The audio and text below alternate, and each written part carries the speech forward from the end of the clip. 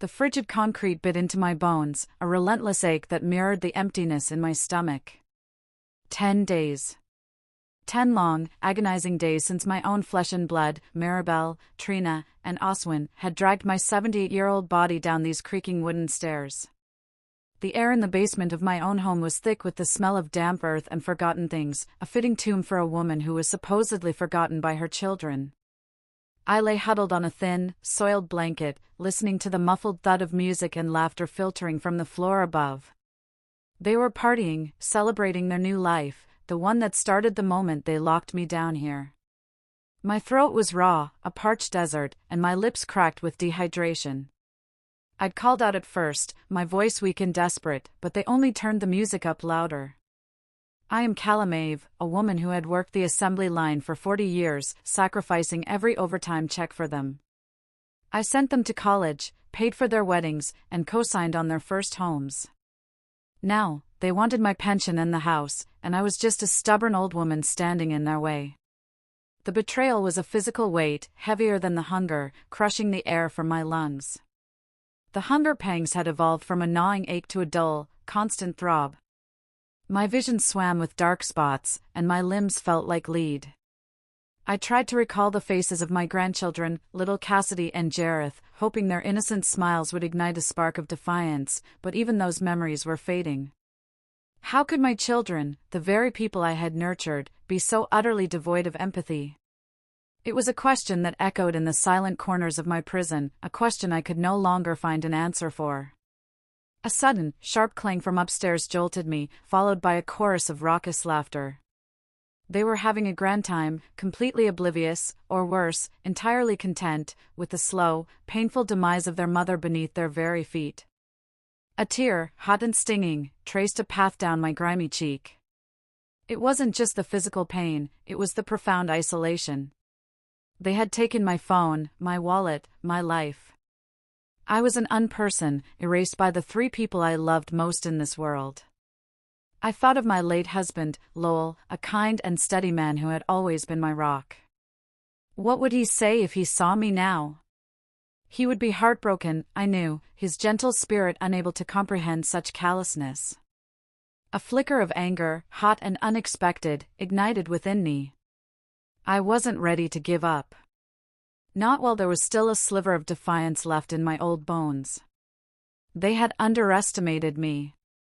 They saw an old, frail woman, they forgot I had survived a depression, a war, and Lowell's passing. I was a survivor. My eyes, now accustomed to the gloom, began to pick out faint outlines, the rusted shelves, the dusty boxes, the shadowy corners where spiders spun their intricate webs. And then, I saw it. A faint glint of metal I had never noticed before, hidden behind an old, disused water heater in the far corner. It was barely a flicker in the oppressive dark, but it was there, undeniable. My breath hitched. Was this a trick of my starved mind?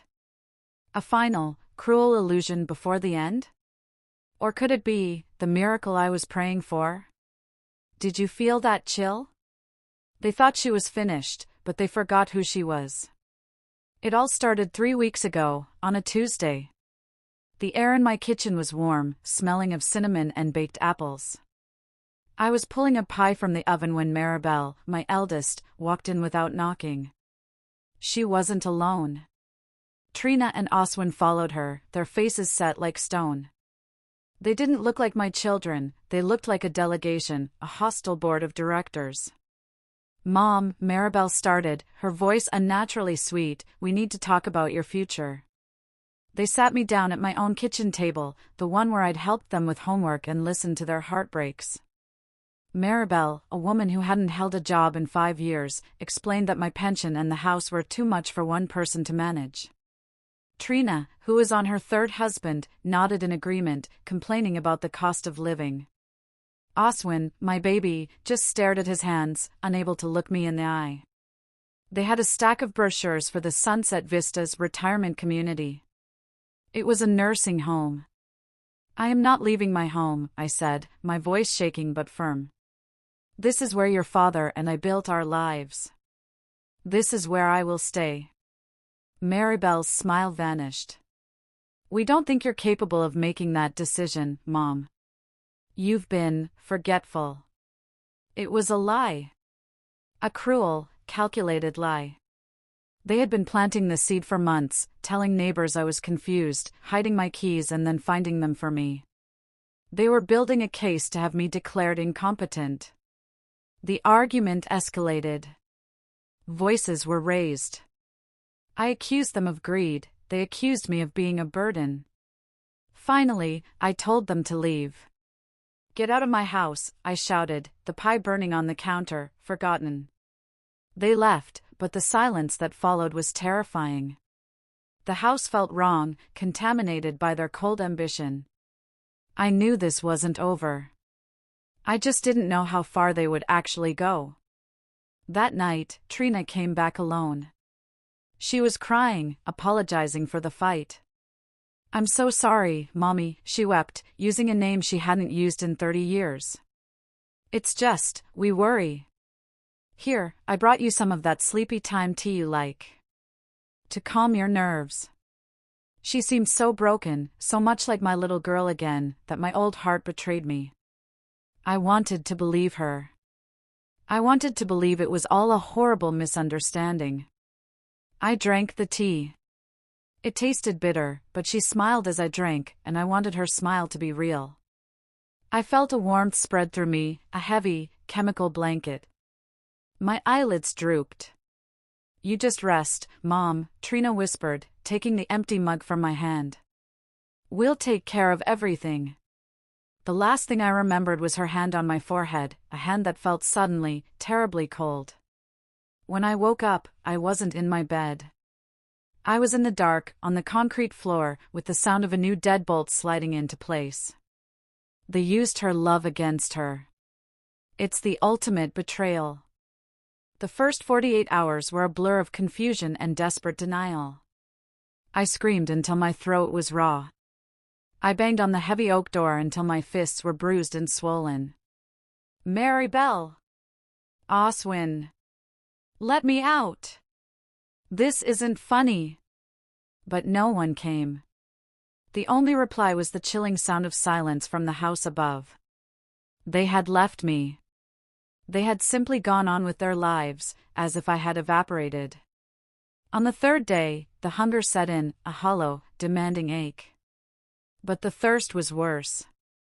The basement had a small, functional toilet and a sink, but when I turned the faucet, only a trickle of rusty, metallic-tasting water came out. It was barely enough to wet my lips, a deliberate, cruel calculation. They didn't want to kill me quickly, they wanted me to fade away, to give up. It would look like I had wandered off, a confused old woman, and died of exposure. That night, the music started. It wasn't just a radio, it was a party. I heard the deep thud of a bass, the shrieks of laughter, the clinking of glasses. My children, my own flesh and blood, were throwing a party. They were celebrating their inheritance, celebrating my death, while I was still alive, just a few feet beneath them. The vibrations from their dancing shook dust from the ceiling beams onto my face. I lay there, invisible, buried alive, listening to the joyful sounds of my own executioners. I felt something break inside me. It wasn't hope, it was the soft, maternal part of my heart that had always made excuses for them. It hardened, then cracked, and something new, something cold and sharp, began to grow in its place. The love I felt for them curdled into a pure, potent rage. It was a fuel I hadn't known I possessed. The weakness in my limbs receded, replaced by a clarity I hadn't felt in years. They thought this basement was my tomb. I decided then and there that it would be their prison. I focused on the glint of metal I had seen in the corner. The water heater was old and heavy, but my late husband, Lowell, had always put things on small, wheeled dollies to protect the concrete. Using every last ounce of my waning strength, I wedged my fingers beneath it. I pushed. The wheels screeched in protest, the sound deafening in the silence. It moved. An inch, then two. I pushed again, my muscles screaming, until finally, I could see what lay behind it. It wasn't just a glint. It was a locked, metal cabinet set directly into the concrete wall. They are dancing on her grave, but she's not in it yet. Kala is a fighter. My husband, Lowell, was a quiet man. He was a telephone lineman, a tinkerer, a man who believed in being prepared. He'd lived through the '73 oil crisis and blizzards that cut us off for weeks. You always need a backup, Kala, he used to say, tinkering with wires in the garage. I always thought it was just a hobby. I never realized he had built a secret for me, a final gift from beyond the grave. The cabinet was a standard-issue military surplus box, and the lock was a simple 4-digit combination. My mind raced, fumbling through the fog of starvation. A birthday? An anniversary? Our old address? I tried them all, my trembling fingers slipping on the dial. Nothing. The party upstairs raged on, a cruel soundtrack to my desperate efforts. I rested my forehead against the cold metal, tears of frustration stinging my eyes. "Oh, Lowell, please," I whispered.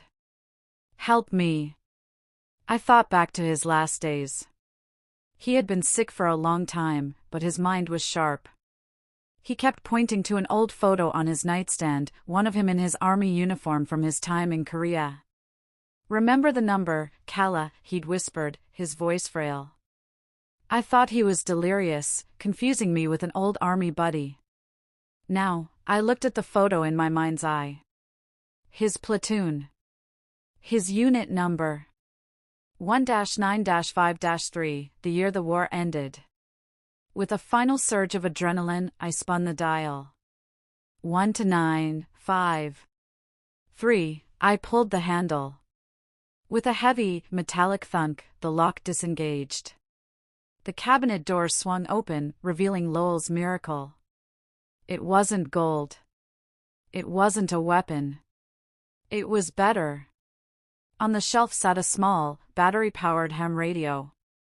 Beside it, a plastic-wrapped package of dried apricots, 2 military MREs, meals, ready to eat, and 6 bottles of clean, purified water. I wept. I didn't weep from sadness or fear. I wept with a profound, earth-shattering gratitude. Lowell had left me a lifeline. He had left me the tools to fight back. I grabbed a bottle of water and twisted the cap. The sound was deafening. I poured the water down my raw throat, and it was the sweetest, most glorious thing I had ever tasted. The fog in my brain began to clear. I looked at the radio. It was old, but Lowell had kept it immaculate. I knew how to use it. He had taught me, years ago, one rainy Sunday. "Just in case," he'd said. "Lowell, what a man! He's still taking care of her. Her children betrayed her, but her husband never left her." I gave myself 1 hour. I ate half of the dried apricots, chewing them slowly, forcing my stomach to remember how to work. The influx of sugar and water was like gasoline on a dying fire. My thoughts, once slow and syrupy, were now sharp and focused. I laid out the MREs, rationing them. This small stash would keep me alive for another week if I was careful. But I didn't plan on being here for another week. I planned on being out by morning. I studied the ham radio. The battery pack was heavy and full. Lowell, ever meticulous, had even left a laminated card with local emergency frequencies and repeater channels. I turned the knob. The radio crackled to life with a burst of static. I kept the volume just high enough for me to hear, praying the music upstairs would cover the sound. "Mayday, Mayday," I whispered, my voice hoarse. "This is Calamave. I am being held captive." The static hissed back at me. I tried again, pressing the transmit button. "Mayday. I am trapped in my own basement. My children, they've locked me in." Nothing. My heart sank. Was the signal too weak? Was the antenna, built into the cabinet, not strong enough to get out of this concrete box? Upstairs, I heard a crash of glass, followed by angry, drunken shouting. The party was turning sour. Maribel and Oswin were screaming at each other about money. "They're fighting," I whispered into the radio, a desperate plea. "Please, someone. My address is 417 Juniper Rise, in map grid 12. They think I'm dying." I kept repeating it, my thumb aching on the button. "Mayday. For 17 Juniper Rise. Anyone, please." Just as I was about to give up, a voice cut through the static, so clear it made me jump. "Ma'am? I copy your signal. This is Oakhurst on I-81. Did you say you're trapped?" Tears streamed down my face. Yes. Yes, Oakhurst. My children. They've had me down here for 10 days. They're upstairs, partying." There was a long pause. The trucker's voice returned, the skepticism gone, replaced by a cold, protective fury. "Ma'am, I'm about 30 miles south of your exit. I am calling the state police right now.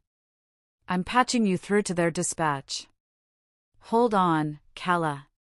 We're coming. Go, Oakhurst, go. A complete stranger is her only hope." My heart is pounding. The trucker's voice was gone, replaced by the hiss of the open channel. He had told me to stay on the line, that he was routing the call, but the silence was agonizing. Every minute felt like a year. I sat in the dark, clutching the small radio, my lifeline. The water and food had given me strength, but now, the waiting was a new kind of torture. What if they didn't believe him? What if my children heard the sirens first? What would they do to me if they were cornered? Upstairs, the argument had escalated into a full-blown war. "You spent how much on the new car?" Maribel shrieked. "We don't even have the house sold yet." I heard a slap, sharp and loud, followed by a gasp. "Don't you hit me!" Trina screamed. "Oswin, do something."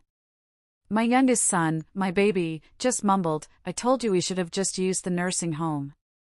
I told you this was a bad idea." "It's too late for that, you idiot." Maribel spat. "We just have to wait her out. Another few days, and it's over.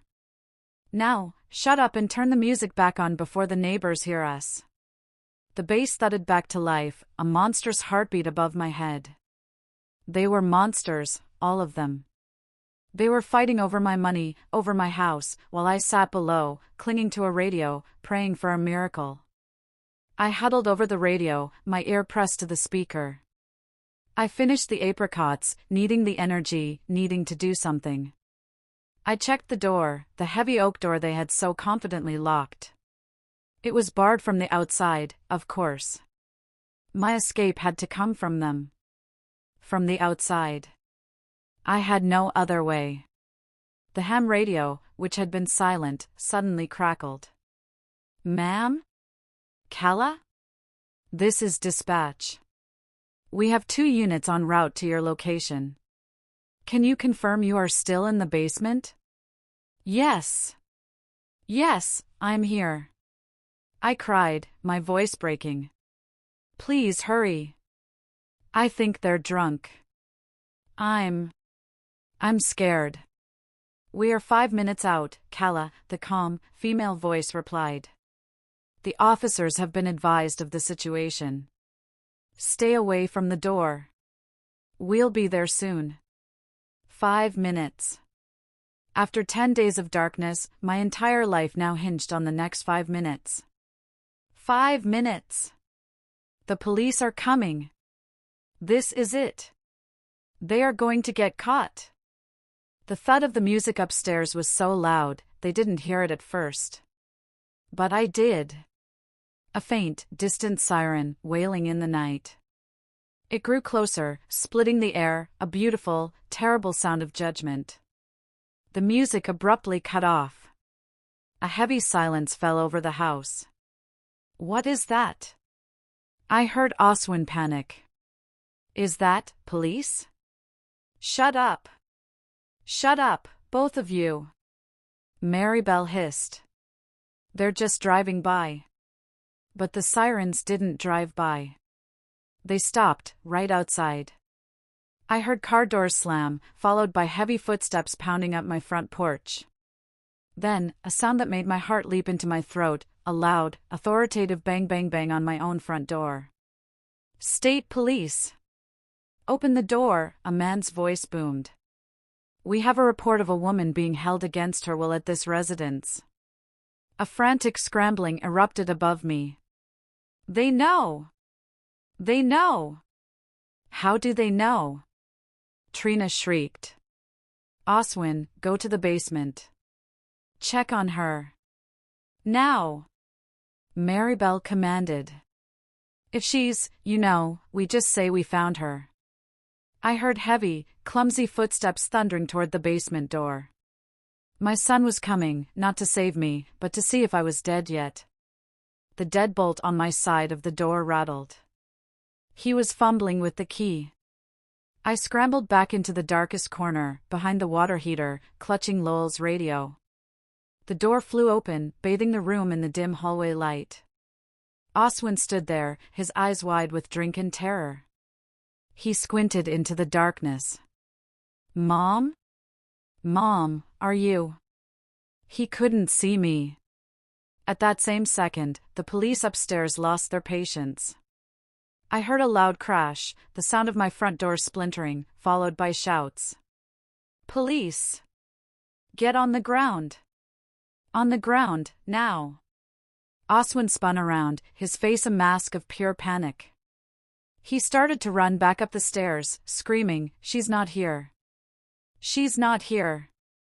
She must have gotten out. Freeze! Police, a new voice shouted from the top of the stairs. An officer in a dark blue uniform stood there, his flashlight beam cutting through the gloom, finding Oswin on the steps, his hands raised. The beam swept the room, and then it found me. I shielded my eyes, a tiny, frail woman huddled by a ham radio. We've got her, the officer yelled. She's alive!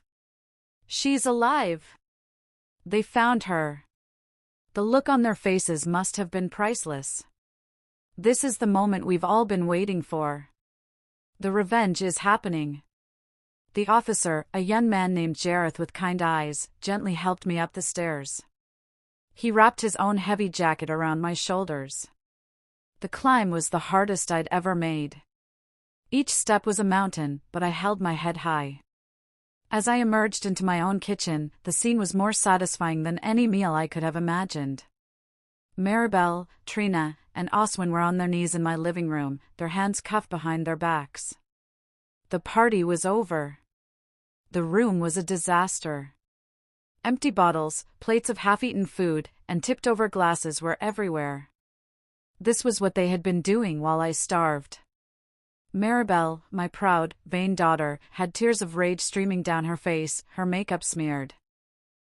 How? She whispered, staring at me as if I were a ghost who had come back to haunt her. You were supposed to be gone. You underestimated me, Maribel, I said, my voice quiet but clear, echoing in the suddenly silent room. You all did. You forgot what I was made of. Trina was sobbing hysterically, a blubbering mess. We didn't mean it, Mommy. We didn't. It was a mistake. 10 days, I said, my voice hardening. I looked at each of them. 10 days you left me to die. 10 days you partied. That is not a mistake, Trina. That is a choice. The paramedics were there, checking my vitals, but I couldn't take my eyes off my children. This was my revenge. It wasn't loud or violent. It was cold, and it was final. It was the sight of their shock, the sound of the handcuffs clicking shut. It was the realization in their eyes that they had thrown away their lives, their freedom, and their mother, all for nothing. They hadn't just lost the house and the money, they had lost everything. Oswin finally looked at me, his face crumpled in shame. Mom. I'm so sorry. I just looked at him, my heart a cold, hard stone. The police are here, Oswin. Your apology is 10 days too late. The miracle wasn't just the radio. The miracle was that I had survived long enough to see this exact moment. I had lived to see justice.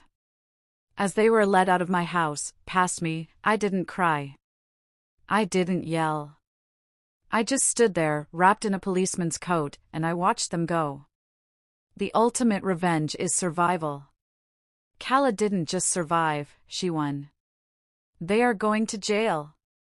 The trial was quick. The state had the ham radio recording, the trucker's testimony, the police officers who found me, and the medical reports detailing 10 days of starvation and dehydration. My children's lawyers tried to claim I was senile, that I had locked myself in and they just didn't notice. But the new deadbolt on the outside of the door told the real story.